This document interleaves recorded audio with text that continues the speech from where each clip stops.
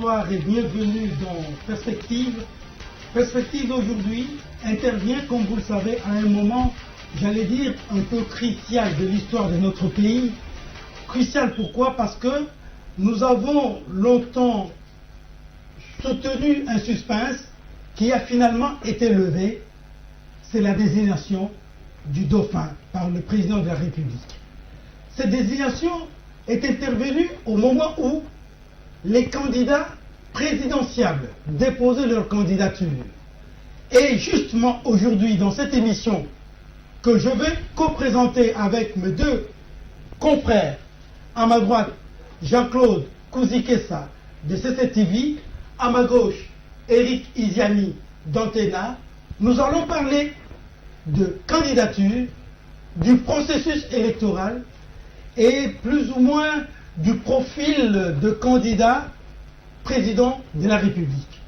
Pour cette édition, nous allons recevoir M. Gabriel Mokia. Il est président national de MDECO, Mouvement des démocrates congolais. Bonsoir et bienvenue, monsieur le futur président, on peut le dire. Merci, bonsoir à tout le monde et bonsoir aussi au peuple congolais. Alors, ça fait bientôt une semaine depuis que vous avez déposé officiellement votre candidature. Première question, en quelle qualité avez-vous déposé votre candidature à la magistrature suprême? J'ai déposé pour le compte de mon parti, le MDECO. J'ai été choisi par le Conseil national le dimanche passé, pas ce dimanche, c'est l'autre dimanche. On m'a désigné le seul candidat aux élections présidentielles pour le MDECO, c'est Gabriel Mokia. Et c'est passé dans les réseaux sociaux, c'est passé dans les chaînes de télévision. Donc, je suis un candidat sans litige. Je suis venu sous la volonté des membres de mon parti, du Conseil national, qui est l'organe de décision dans notre parti.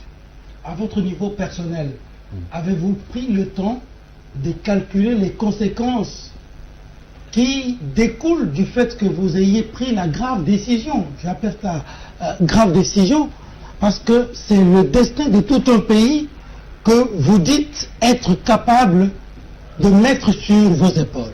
Merci, monsieur le journaliste. 28 ans d'élite. J'ai combattu pendant 28 ans sous l'étiquette du président des partis politiques, le MDECO. Maintenant que le moment est venu,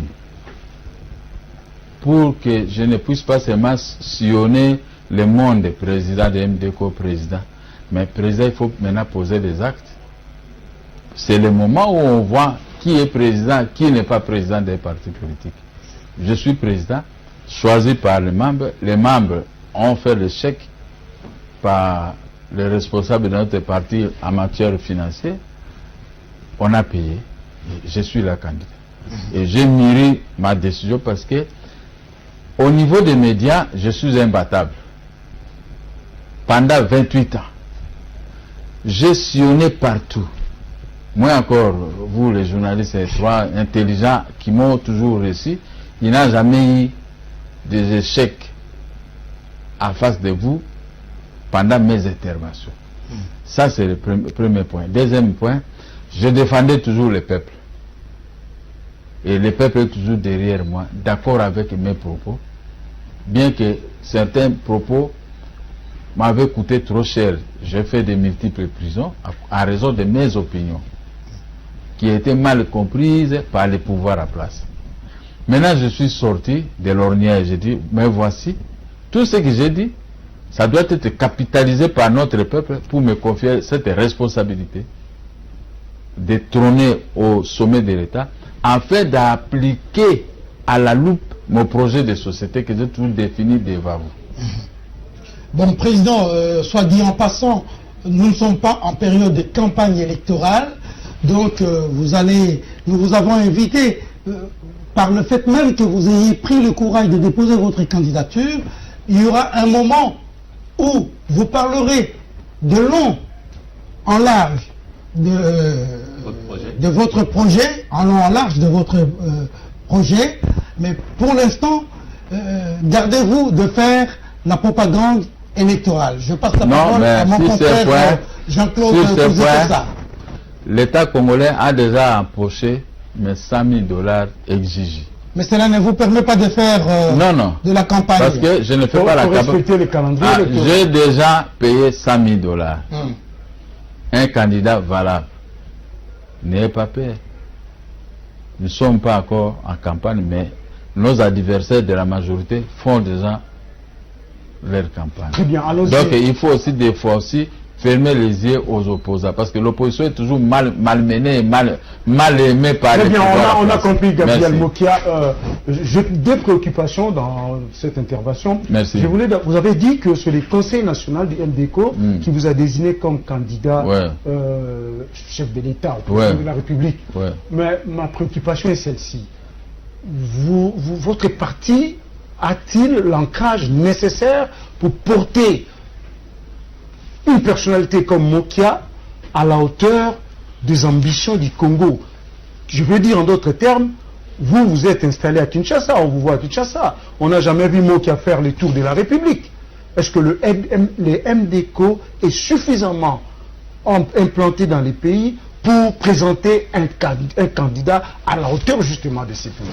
Vous savez que tout le monde n'est pas candidat à l'élection présidentielle. On a des amis aussi, les coins qui couvrent dont nous ne sommes pas là, les amis ont décidé de nous prêter main forte. Donc là où nous sommes et là où les autres sont, donc c'est la même chose. Blanc bonnet, bonnet blanc. Donc personne ne peut... Quand vous dites les autres, là c'est qui? Non, mais je ne peux pas les citer ici pour ne pas froisser les amis. Maintenant, je suis candidat. C'est les partis qui m'ont désigné. Donc les partis vont me donner les moyens nécessaires. C'est-à-dire qu'un parti réellement agréé. Donc nous avons d'abord dans les 11 provinces et dans les 26 provinces maintenant, on a eu des gens pour que le ministère de l'Intérieur puisse nous permettre de fonctionner. Il y a des conditions, mais nous avons rempli ces conditions. Vous savez, pour un opposant comme moi, j'ai fait trop de prison. Mon dossier, notre dossier de... Votre cas judiciaire doit être noir.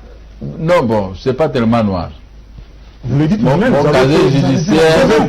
fait plusieurs Oui, papiers. j'ai présenté service. Mais nous ne sommes pas concernés dans ce qui est interdit par la loi électorale. C'était ça ma chance. Parce que ce sont des petites infractions, il n'y a pas de viol, il n'y a pas de vol, il n'y a pas de corruption, de corruption et tout ça, je ne suis pas là. Hein? Se battre, c'est 6 mois. Donc nous Alors, sommes deuxième pas question. En 2004, vous disiez toujours que vous n'êtes pas d'accord avec le gouvernement 1+4 parce qu'il y aurait eu beaucoup de stagiaires au sommet de l'État. Ouais. Vous avez exigé, vous, à l'époque, avec vos amis de l'époque, Jean-Baptiste Boumanza, les Badibangi, avoir des professionnels au sommet de l'État. Vous êtes aujourd'hui candidat à la présidence de la République. Gabriel Mokia, vous pensez que vous êtes professionnel? Vous n'êtes pas stagiaire? Et si vous êtes professionnel, vous l'êtes en quoi? J'ai l'expérience de la gestion de 38 ans. Contrairement à tous ceux-là qui sortent des terroristes, personne ne peut m'égaler. 38 ans. La gestion de quoi? Des affaires. J'ai géré l'entreprise, j'ai commencé avec 500 $. Aujourd'hui, si je totalise tout ce que j'ai, je suis dans les 70 à 80 millions de dollars. Même si ce n'est pas palpable, mais sur document. N'est-ce pas? Ça dit qu'un enfant d'un pauvre, j'ai reçu une bonne éducation auprès de mes parents. Entre autres, ma mère qui était restée vivante à cette époque. Ça dit que les chemins tracés par ma famille, par mes études, par mon travail et par l'église catholique, j'ai été tiré, baptisé en 1967 à l'église Saint-André de Bumba. 1967. Je garde même, je suis sorti avec la mention excellente pendant notre baptême, quand on était des petits. Donc, je garde cette éducation. On m'a dit de ne pas boire de la bière, de ne pas fumer, de ne pas mentir, de ne pas voler.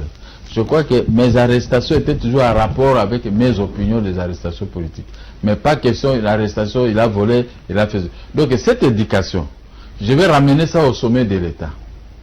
Pour montrer d'abord la fortune réelle que dispose notre pays. Puisque comme je n'ai pas pu voler dans mes propres petites et moyennes entreprises associées avec mes enfants, donc les biens de l'État resteront en faveur de l'État. Vous comprenez? C'est ici, quand j'ai vu les gestions calamiteuses des autres, j'observe. Élection 2006, je dis je vais soutenir Jean-Pierre Bemba. Élection 2011, à cause de la révision de l'article 71 de la Constitution qui demandait les débats contradictoires, et comme j'avais pesé, il faut que cet article demeure pour que, comme vous m'avez reçu, vous pouvez me recevoir avec un autre adversaire et vous voyez qui est qui. Mais ils ont préféré effacer cet article. Je ne sais pas pour quel bénéfice, pour qui. Mais j'ai été arrêté pour ça. Il est nuisible à la révision constitutionnelle. Il faut l'écarter. Après la révision, on va le foutre dehors. Ce qui était fait. Maintenant que le monde me voit, je suis venu me placer là où il gère très mal, tel que vous avez dit. Les amateurismes au sommet de l'État.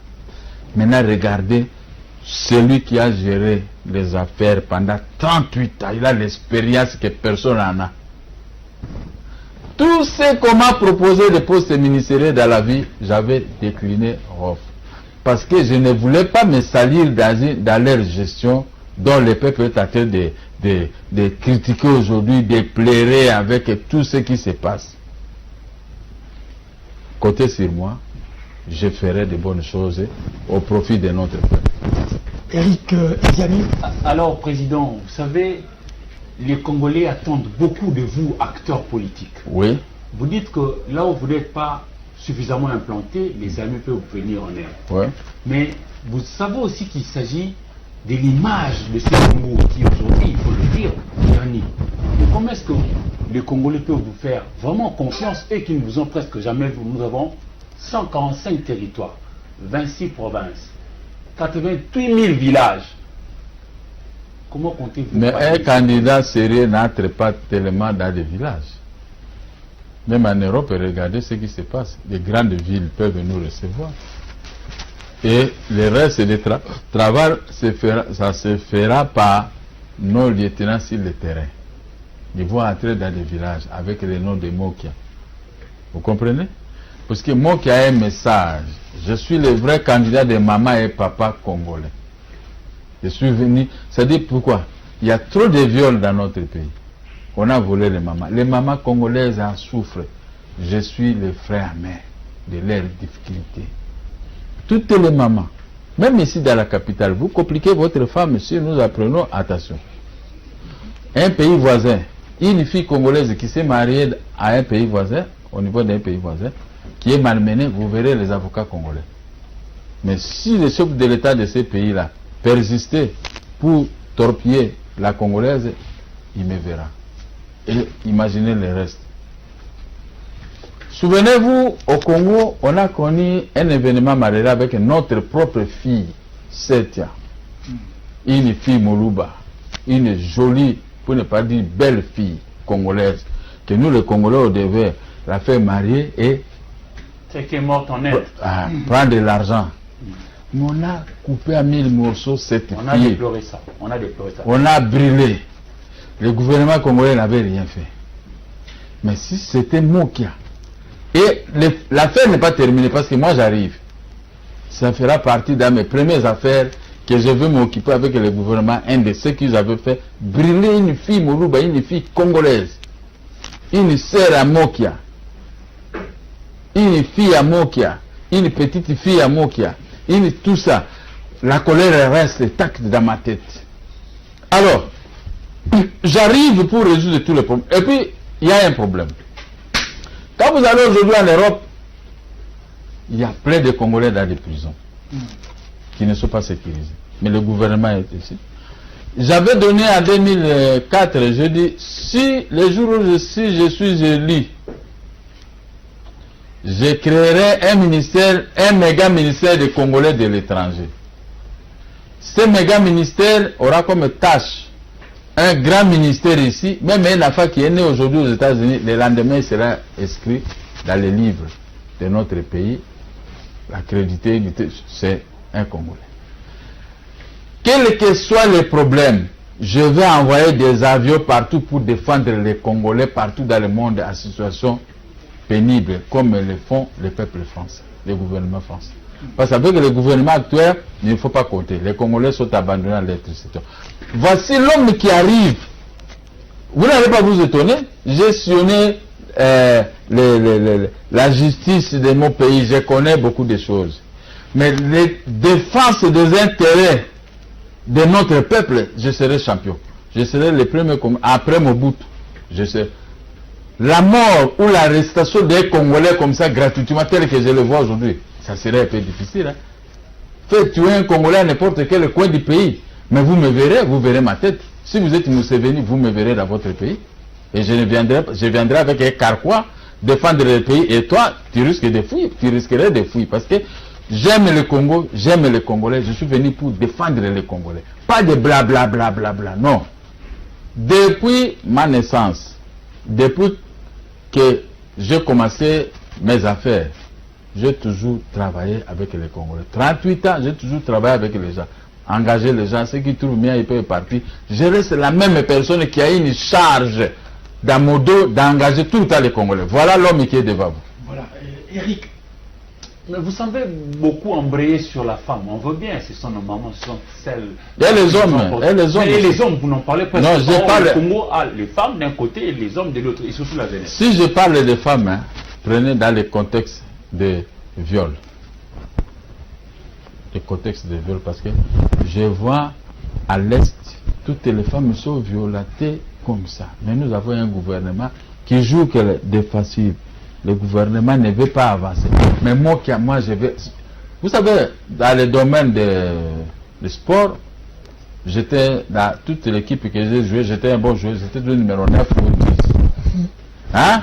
Et je sais marquer des buts. Et j'étais toujours un buteur. Même en Giringiri, là où j'habitais, Bandalunga me connaît, Kitambo me connaît, Senalco, Selembao me connaît. Même derrière la prison, je ne savais pas que je pouvais faire des métiers de prison. Mais moi, je venais jouer les jeux de billes et jouer au foot.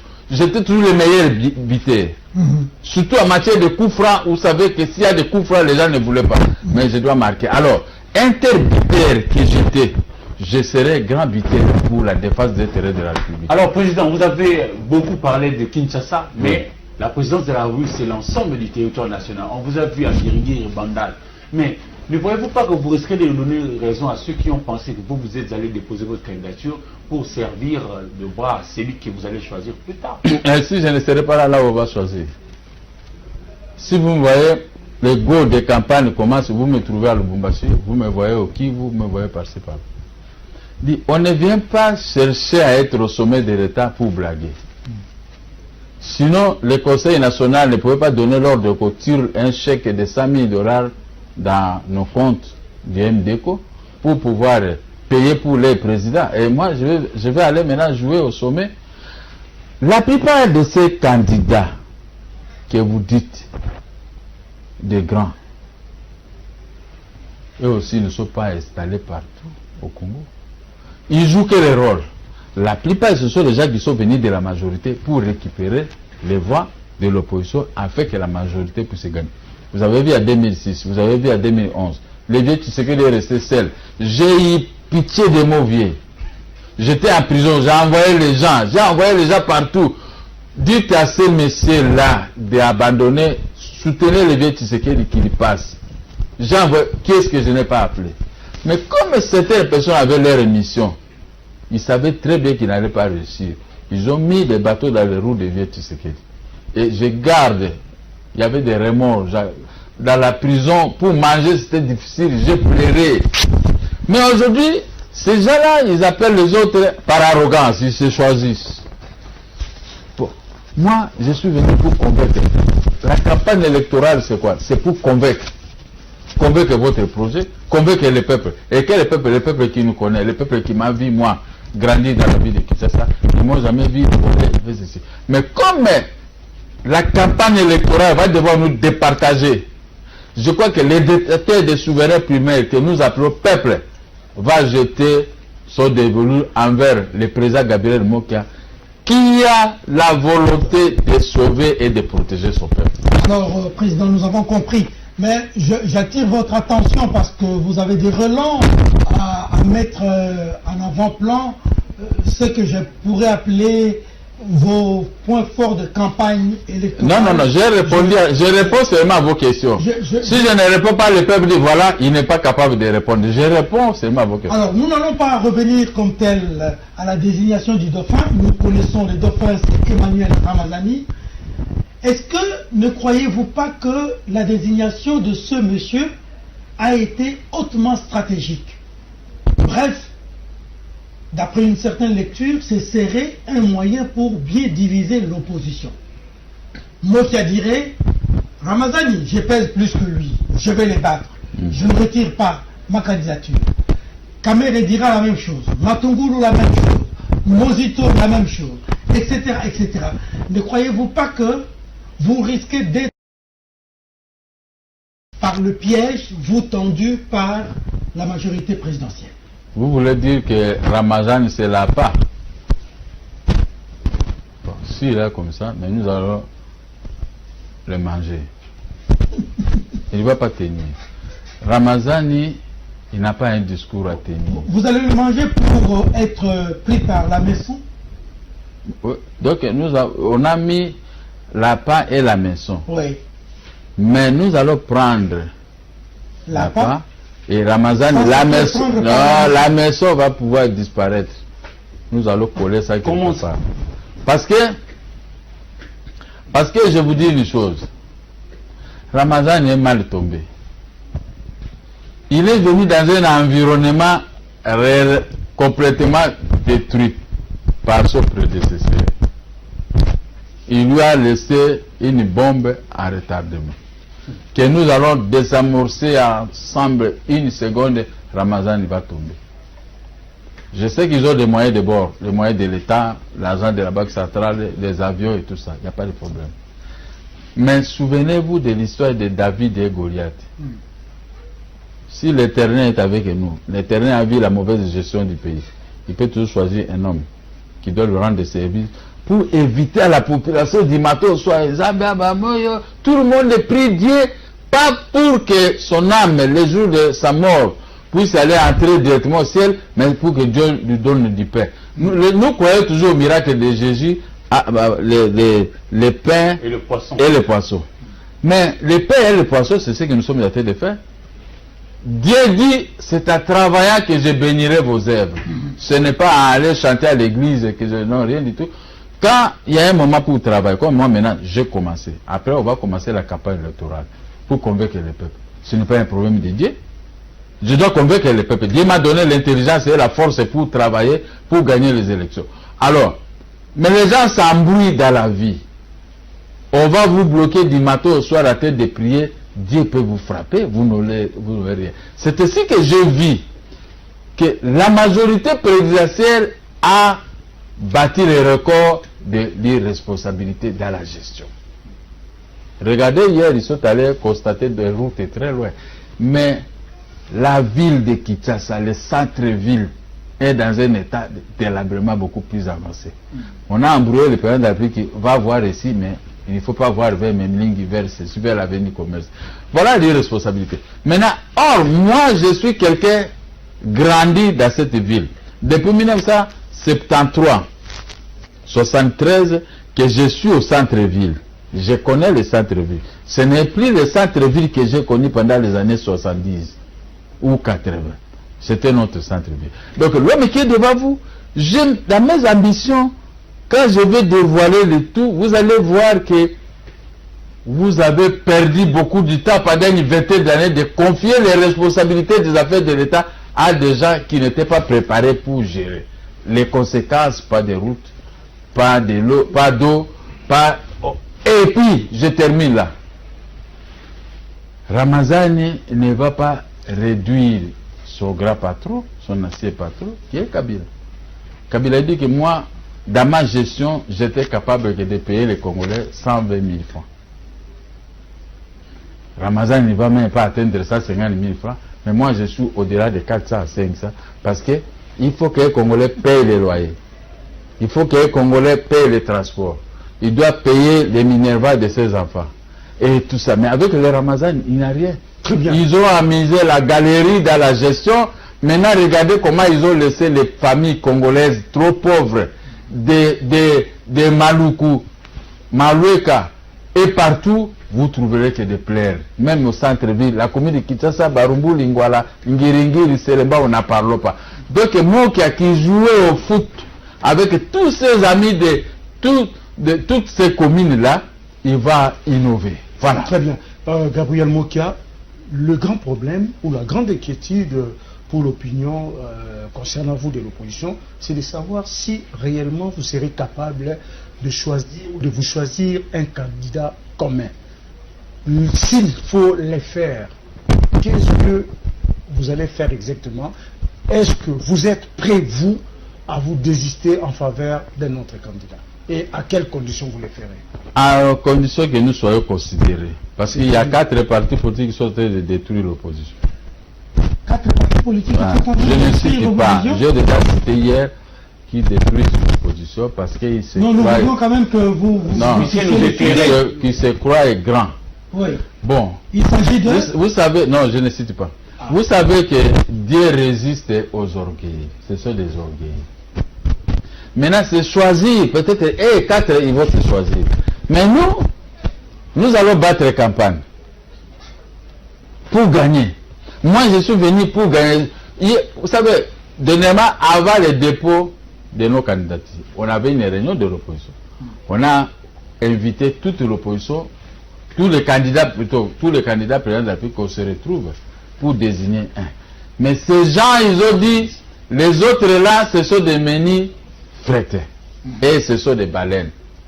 C'est l'INC, les candidats de l'INC qui avaient prononcé de tels propos. Bon, moi, on m'a dit, moi, je ne l'ai pas suivi. Bon, comme les gens se sont déjà choisis des baleines, mais les menus frétés ont payé $100,000 comme les baleines. Alors, Mais qu'est-ce que vous voulez, monsieur madame? Mokia, il n'y a pas seulement la question de caution, mais il y a un problème de poids politique, il y a un problème de représentativité, de l'aura. Il y a beaucoup de choses qui entrent en ligne de jeu. Est-ce qu'il serait un péché de reconnaître que tel vaut plus que moi par rapport à son ancrage, par rapport à sa représentativité, par exemple, au Parlement, par rapport à telle autre chose, bien par rapport à son ancienneté ou par rapport à son combat? Est-ce que ces éléments-là ne peuvent pas vous orienter, vous, à appuyer les autres, par exemple? Si vous êtes fort, j'ai mon garde de corps qui est très fort. Champion du Congo même, hein, je ne sais pas. Mais est-ce qu'il peut sortir dans les grandes avenirs? Toi, tu fais jamais, je vais te frapper, vous êtes faible. Il peut se vanter comme ça. Mais on va le trouver comme un malade. Quand on est fort, il faut chercher, vous qui parlez français, l'union fait la force. Mais quand vous refusez l'union fait la force, vous voulez cavaler qu'avec 2 ou 3 ou 4 personnes pour se vanter que nous sommes. Bon, dis-moi, pour répondre vraiment à votre question, en 2006, nous étions aux élections. Les baleines avaient gagné. En 2011, nous étions aux élections. Les mêmes baleines avaient gagné.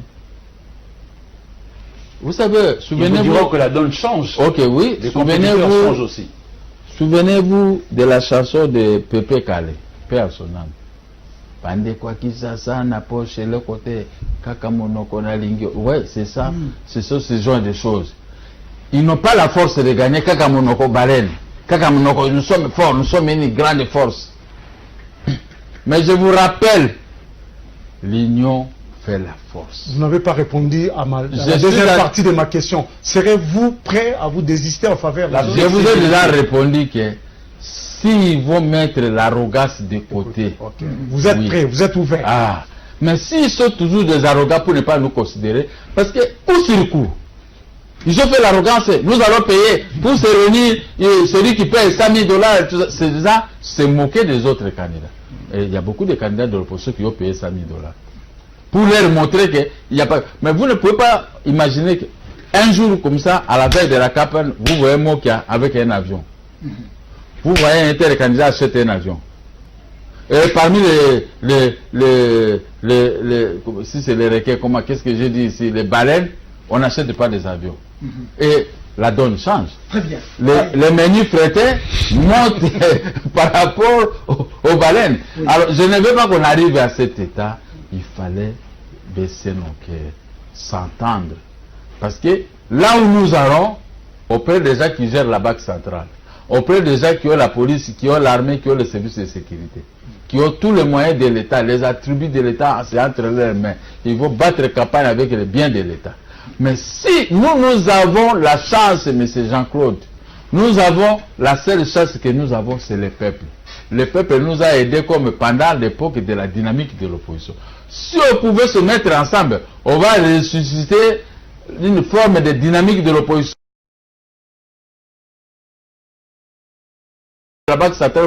Mais si l'arrogance persiste, je vais considérer ces gens comme les lieutenants de la majorité inféodés dans l'opposition pour nous diviser et voler nos voix. Alors, Président, l'arrogance n'est pas une bonne chose, c'est pas une valeur. Voilà. Vous dites que eux, ils sont arrogants. Mais qu'avez-vous déjà fait pour les amener à la raison?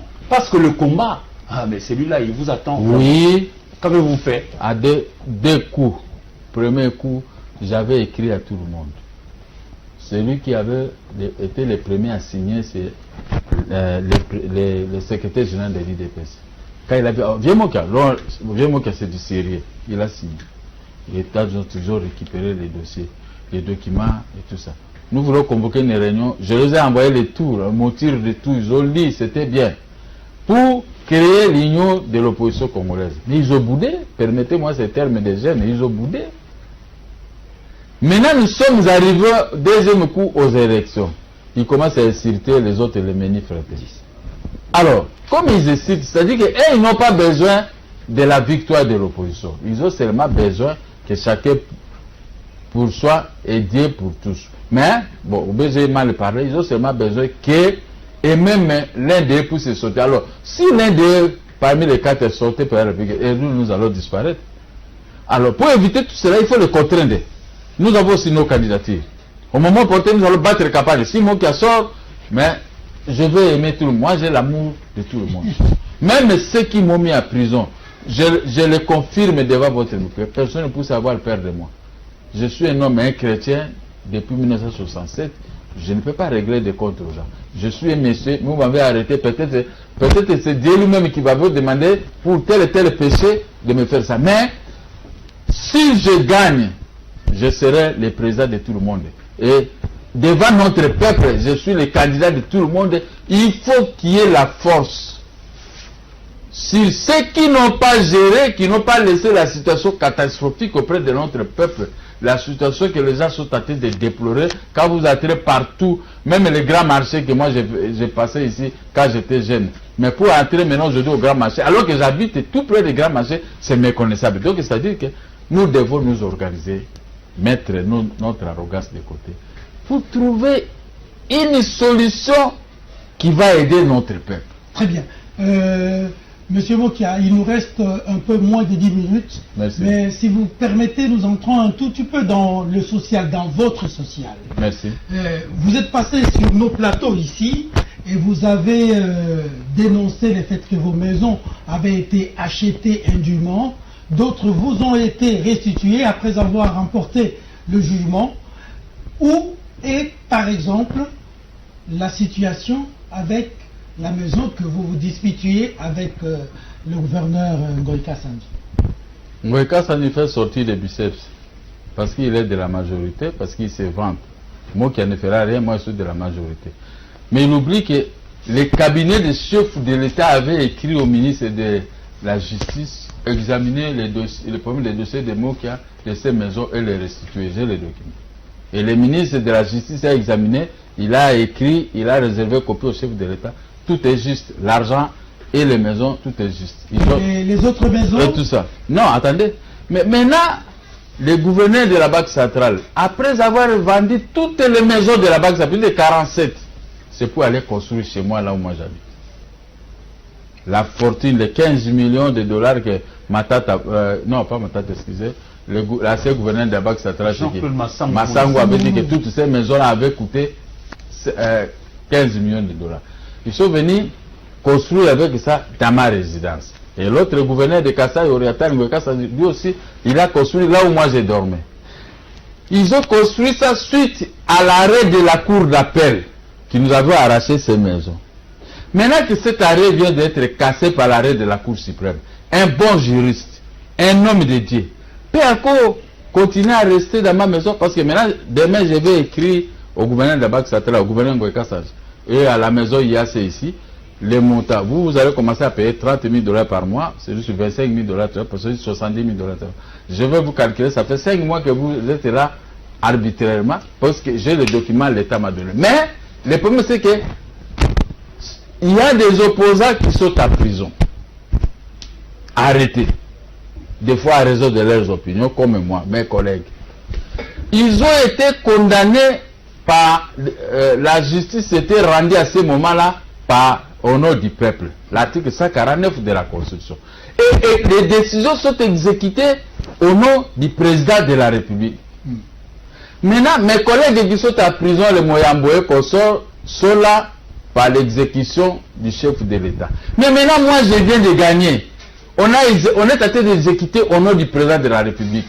Le poste que moi aussi, je vais gagner demain. Je vais prendre demain. Mais comment maintenant il y a obstruction à l'exécution?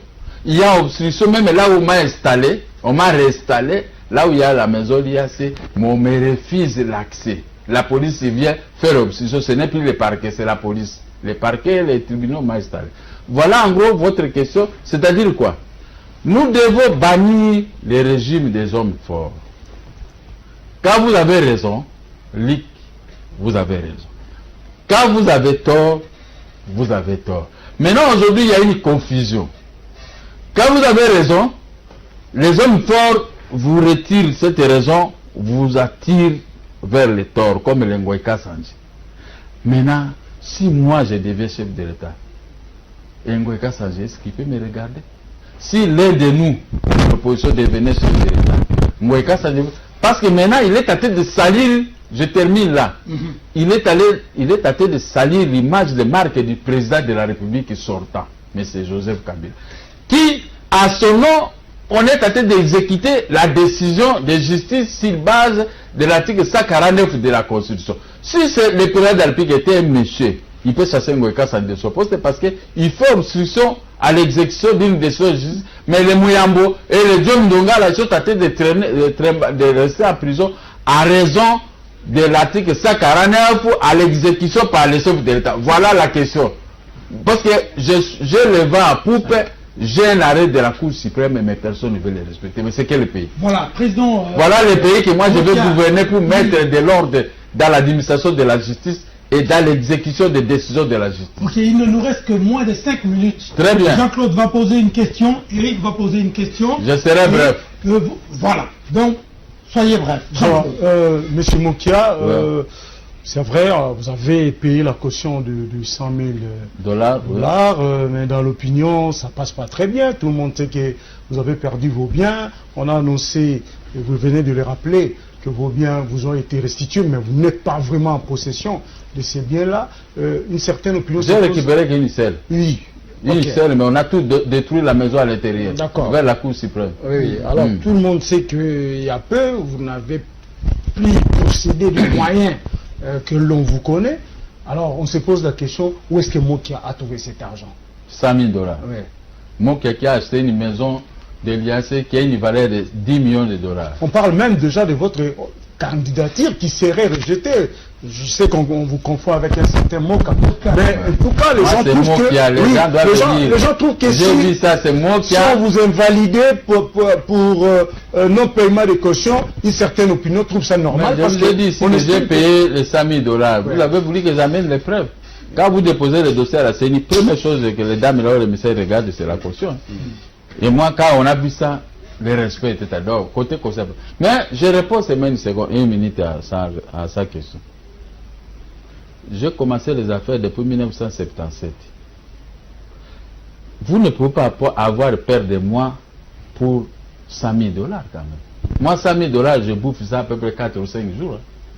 Ah bon? Ah bon? 100 000 $, c'est moins sérieux. Dans un pays comme le En tout cas, moi, je vous dis, à l'époque, de l'orgueil, ça. alors, à l'époque, moi, je me promenais toujours avec 10 000 $. Ouais, je savais que vous allez dire l'arrogance. Mais quand on m'humilie, où est-ce qu'il a trouvé 100 000 $?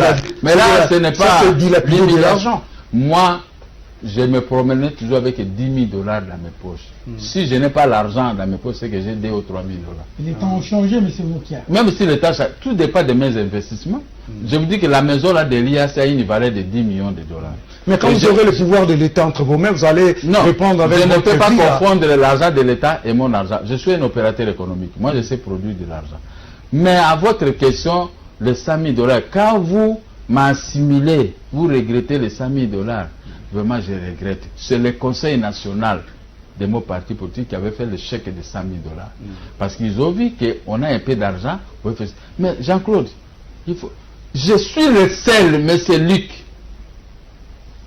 le seul politicien qui est venu dans la politique avec des maisons de grande valeur et de l'argent. Parce que moi, j'ai acheté toutes mes maisons là pendant la Deuxième République, n'est-ce pas? Mais la République de Laurent Désiré Kabila est venue m'arracher les maisons. On m'a réduit comme pauvre. Deux fois, je me promenais en taxi et tout ça. Mais quand on a commencé à me restituer la résidence, moi j'habitais où? Vers le grand hôtel, le quartier des ambassadeurs, avant l'arrivée de l'AFDEL. Tous ces AFDEL-là n'avaient pas de maison là-bas. Ils ont acheté maintenant les maisons aujourd'hui. N'est-ce pas? Donc il ne faut pas me parler de 100 000 $. 100 000 $, c'est l'argent à gaspiller pendant 3, 4, 5, soit une semaine, on termine ça. C'est rien. Et puis d'aider. Le pouvoir ne peut pas me donner de l'argent. Parce que depuis, j'ai été arrêté 8 fois. Dans les 8 fois, j'ai vendu 7 parcelles que j'avais acquises pendant la Deuxième République. Un jour, j'ai dit à la télévision, M. Kabila, vous savez que vous avez détruit ma maison, mes enfants. À chaque fois que je suis en prison, il faut que je vende une parcelle pour bien vivre. J'ai vendu l'autre parcelle ici au centre-ville, vers Botou, j'ai vendu à Djom à un petit prix de 200 000 $ à l'époque, parce qu'on venait tout le temps pour m'arracher la parcelle. Mais si Djom veut vendre ça aujourd'hui, ce sont des millions. Donc, regardez l'homme qui est devant vous, ne me parle plus d'argent, parce que j'étais un opérateur économique qui se promenait avec 300, 500, 1 million de $ dans mes voitures pour pouvoir acheter les produits. Maintenant, je termine là. Maintenant, les gens qui n'ont pas pu investir dans la vie, ce sont ceux-là qui regrettent. Ah, 100 000 $, à qui qu'on voit. Mais laissez-moi jeter les 100 000 $. Laissez-moi jeter les 100 000 $. Là où vous n'allez pas l'avoir, mais moi je peux jeter 50 000 $, 100 000, même 200 000. Sans problème. Alors, merci. Monsieur le Moka, vous êtes candidat président de la République. Oui, il y a un enfant que je croisais dans les Kasaï orientales, Bujimaï. Il est dans la pauvreté, il a manqué 4 000 francs congolais pour aller à l'école. Et vous dites, vous pouvez jeter l'argent et dépenser comme ça 100 000 $. Je suis président d'un parti politique, président et candidat. Mais j'aurais bien, monsieur. Mais si je ne peux pas avoir 100 000 $, je dois cesser de m'appeler président. Sans problème, mais ne m'appelle plus président si je n'ai pas 100 000 $ à payer. Je ne peux pas gérer un parti politique. 100 000 $, vous le regrettez. À ce petit Yannick là, et aux autres petits qui vont vous suivre, pourquoi ils doivent vous faire ça? Mais s'ils avaient, mon numéro de téléphone était donné et tout ça, si pour 4 000 francs, ou 10 000, ou 100 $, ils sont nombreux comme ça, nos enfants. Mais non, s'ils m'avaient contacté pour les études, je pouvais payer. Mais je suis là, je paye toujours. Je ne peux pas me dévoiler si je paye toujours. Non, je me promène à coup de route et quelqu'un dit, mais c'est moi, papa Mokia, papa Ranga, et tout ça, Hazaramba Moté, 200 $, on me chasse à l'école, je prends 200 $. Si j'ai l'argent, moi j'ai la facilité, je donne. Mais quand vous allez regretter pour 100 000 $, très bien. Voilà là où on a mis les Congolais. Alors, laissez-moi venir remonter l'économie. Vous allez commencer à garder les journalistes à 200 millions de $, dans sa maison. Parce que je ferai les journalistes, c'est l'opinion. C'est l'opinion. Mais l'opinion souffre. Même moi-même, je suis. Les Congolais souffrent. Même moi-même, si je souffre, mais c'est les journalistes. Mais maintenant, il faut trouver un carquois. Moi qui c'était un carquois qui va protéger le peuple, sur le plan économique, sur le plan social, sur le plan sécuritaire. Il faut avoir un carquois que je suis. C'est là, ce sont des profiteurs. Ils sont venus seulement des prédateurs. Même si vous le voyez avec beaucoup d'argent, mais ce sont des prédateurs de la République. Mais moi, c'est votre carquois. Je veux protéger les mamans, je veux protéger les papas, je veux protéger l'économie. Je ne dois pas vous payer 120 000 francs. Je vais vous payer autant d'argent, 400, 500, pour vous permettre de résister dans la vie. Mais vous donnez le pouvoir aux gens de 120 000 francs. Voilà la mort. Très bien. Voilà votre mort. Vous tuez l'ennemi des Congolais, c'est les Congolais. Vous tuez vous-même. Voici l'homme. Très bien. Regardez l'homme dans ses états. L'homme qui a combattu le pouvoir de Laurent Désiré Kabila et de Joseph Kabila. Joseph Kabila m'a arrêté 6 fois. Je n'ai jamais été chez quelqu'un pour mendier. Non, non, non. Je reste tête haute. C'est pourquoi j'ai jeté les 100 000 $. Mais ça va me produire des effets que vous êtes en train d'attendre pour garantir la sécurité. Même les maisons de presse. Je vous informe. Je suis votre collègue. J'ai un journal, les diplomates que j'avais bloqué. Éditeur du journal. Il y aura des subsides dans les maisons de presse. Voilà. Là, c'était un combat pour moi. J'avais demandé ça à Mobutu, à Laurent Désiré, tout ça. Mais aujourd'hui, moi-même, je serai là. Il y aura des subsides. Faites même les propagandes pour moi. Ces gens-là, ils ne vous connaissent pas. Voilà. Monsieur Mokia. Je suis votre Bokilo. Très bien. Je suis votre collègue dans les métiers que vous faites. Notre beau-frère. Alors, je veux seulement aider d'abord la presse. Très bien. Et le peuple. Voici l'homme. Voilà. Hein? Ils n'ont pas écrit comme moi, ils n'ont pas fait des choses comme moi. Moi, j'étais là, je partais dormir à 6 h du matin pour tirer après avoir tiré le journal. J'ai souffert comme vous. Maintenant, si je suis là, Jean-Claude, vous allez pleurer? Non. Lick et mon ami d'Athènes 1. Eric. Mais c'est votre collègue. Et là, appuyez votre collègue. Les Kabila ne sont pas vos collègues. C'est pourquoi ils vous ont laissé avec 100 000 francs, 120 000 francs. Nous allons appuyer celui qui va nous apporter la paix et le pain. La paix, le pain et la paix, c'est moi. Alors, votre collègue.